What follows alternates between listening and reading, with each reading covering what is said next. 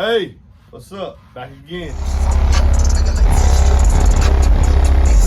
That first bass note hit me in the chest, and I was just like, there's no way that's 2/8. MB Enclosures has his own YouTube channel, and this guy is an animal when it comes to designing boxes.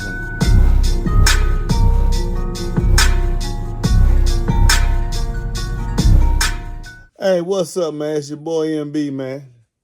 Got something for you. Let's unbox this Ground Zero Hydrogen Series 8. Now, this is the step up from the radioactive. The radioactive is, baby, find the price. I know the price for the radioactive 8 was $259. And here you go. I thought it was an okay 8. I don't really think the price, $259. I don't know about that one. Now, this one I believe is at $3. Go on Google, baby. You'll find the price. Yeah, the Hydrogen Series 20X XSPL. Just go to Google until you find the price for it. You probably ain't gonna find the price on the website right there. Yeah. So let's unbox it. Well, first let's see what they got. This is a D2 stuff. It says that, go to the English side. It's a high-power 8-inch SPL subwoofer that is Kipple optimized, which means the motor and the X-Max were verified using Kipple tests, which is highly respected throughout the industry. Has a triple magnet, solid aluminum cast basket, reinforced paper cone, high roll sandwich surround. So they're saying a surround has, I guess, two components of its makeup. Double spider, 2.5-inch copper voice core, push terminals, outer diameter of 8 1/4, mounting cutout at 7.36, 7 1/4, mounting depth 5.7, X-Max listed at 40 millimeters, 1.57 inches, peak to peak, with a power handling of 1,500 watts SPL. Now, I don't know if that's 750 RMS or is that 1,500 watts RMS. We're going to look inside this box and see. Ground Zero. Where's that at? Where's that? Let me see where that's located at, baby. Let me see, because this is, let me see this. I don't know if it's in America or not. You don't know if it's in America now. Oh, yeah, that's not in America. It's not. No, let's look here. Ground Zero.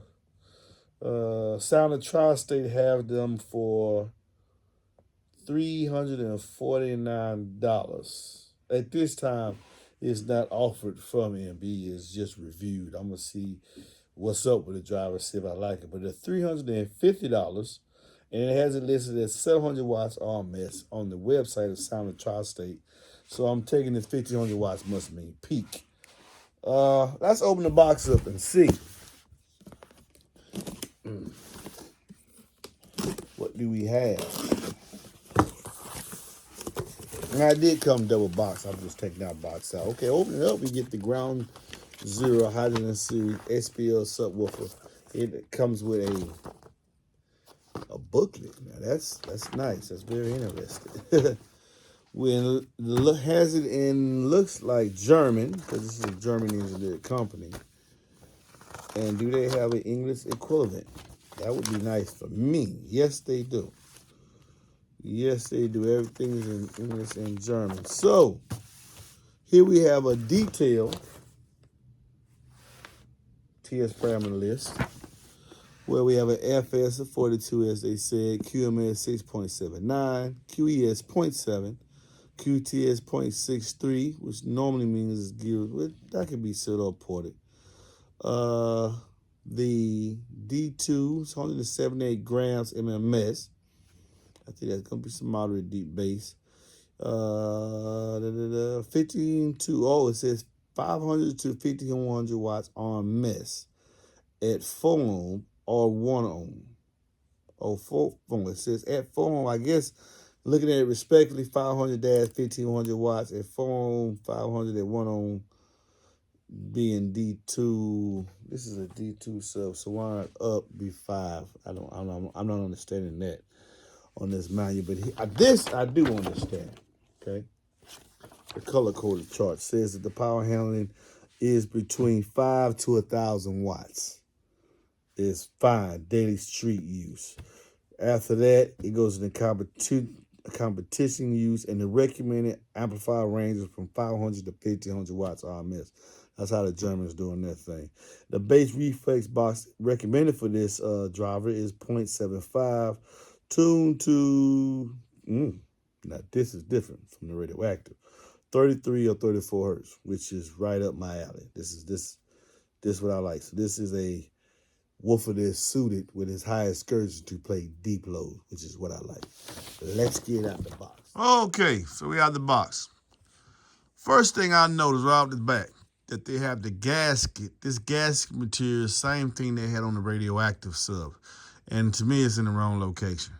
This gasket material here needs to be on the underside of the driver here so that we can get a seal when you put this woofer inside the gasket. I'm not trusting this machine is machined to fit the irregular surface as much as it can be on the box and give you an effective seal. So you're gonna have to buy some type of foam material.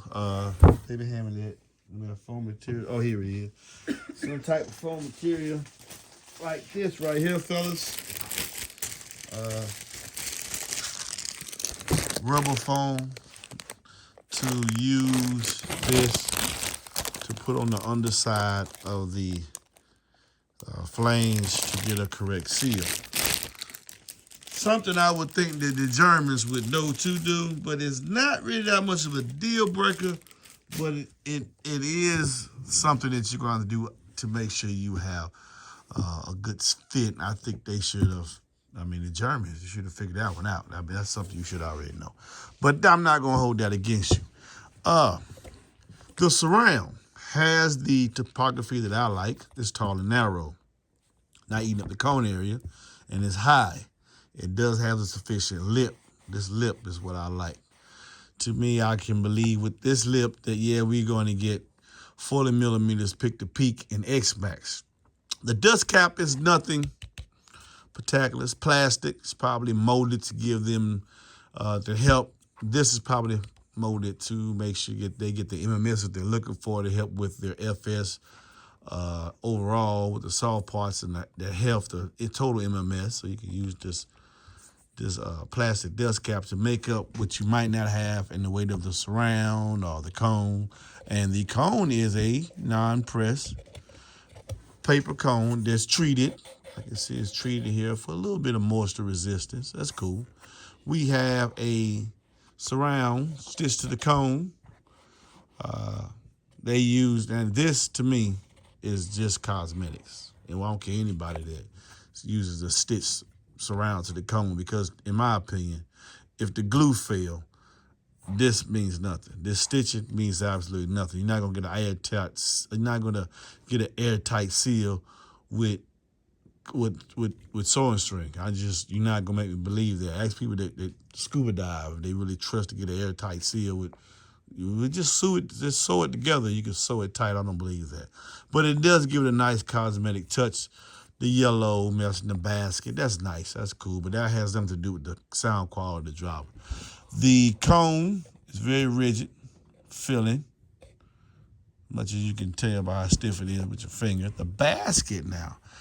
I have not seen this basket utilized anywhere. I have seen this basket similar to it, like on the Hectic sub by Nemesis Audio, but I believe this basket is proprietary for one reason, that we see the Ground Zero embedded inside the basket.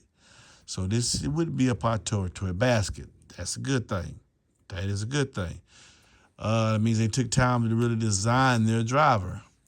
Now, this mesh netting on the basket does enable airflow, but also stop you from getting things inside the voice coil. That's a plus. That's a plus as well, the little mesh netting. I would believe, by touching, I can see it does have two fairly stiff spiders that are spaced, and the spiders are, as you can see, they have their own, I guess you would call this spider landing, and they are glued and bolted down. It has a 2.5-inch voice coil with a nice, now y'all can see that, that's a nice shot. Baby, you got your phone? So I can put a light inside here so they can see that inside. No, you don't have a phone, light, anything? Do I have an extra one? No, hand me this phone right here, baby. It's right around here. Hand me right here. It's right there. Yeah, turn the light on for me. I want them to see. Let me see this. Okay, so they can see it. Doom. There you go. There you go. You can see it right there. Okay, so I'll put it this way. Might be able to see it better. No. Right there. There you go. So that's nicely done. And you can also see the ribs on the spider. That's nice. Interesting. I see 1, 2. Get a good shot for y'all. There we go. 1, 2, 3, 4 ribs. It's nice. The tinsel leads, the rope style. It's thick, stranded. Nice. Okay, it likes to be at least, I say 12 gauge, 2 12-gauge strands. And they are stitched and glued to the top spider. Push terms look, they will accept 10-gauge wire, which would be fairly sufficient for a woofer rated up to 1500 watts RMS. It likes to be a dual slug magnet. The top, now, this y'all might find interesting as well, because I'm going to do that as well. This has a very hefty motor structure. Pole venting. You see that it has vents up the pole. No, sir, not that I can see. But now seeing how thick this magnetic boot is, I want to take it out and actually see just how much motor do we actually have. And is it just sometimes people use a motor boot to give you that size. Let me see how big this motor actually is. So we're gonna take this boot off and actually look at the motor itself.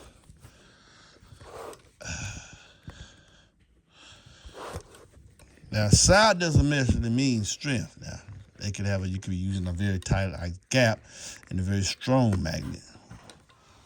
So, it's not dual slug, it's trip slug.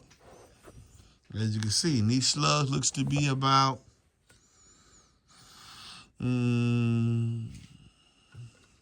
half an inch. So this is a, baby, have a measuring tape.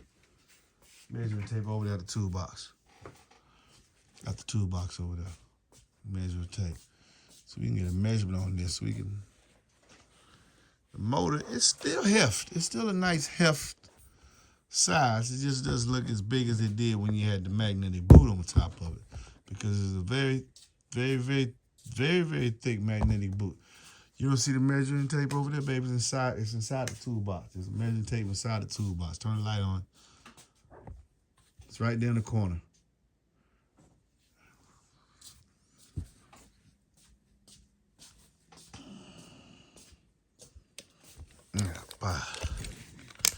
Let's see what each slug actually is.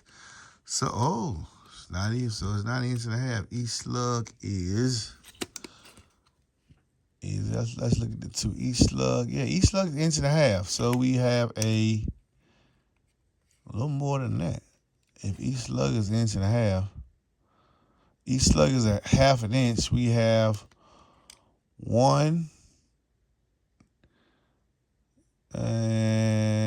1.5 inches, 1 3/4 inch magnetic slug. So each slug is like 5/8 of an inch high.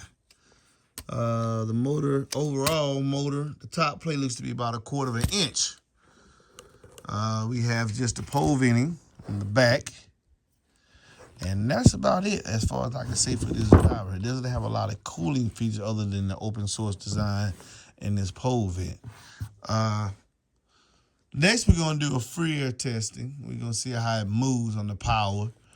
And then after that, we're going to put it inside an enclosure and see just how they incorporate with their design and how much output we can get. Stay tuned. Peace.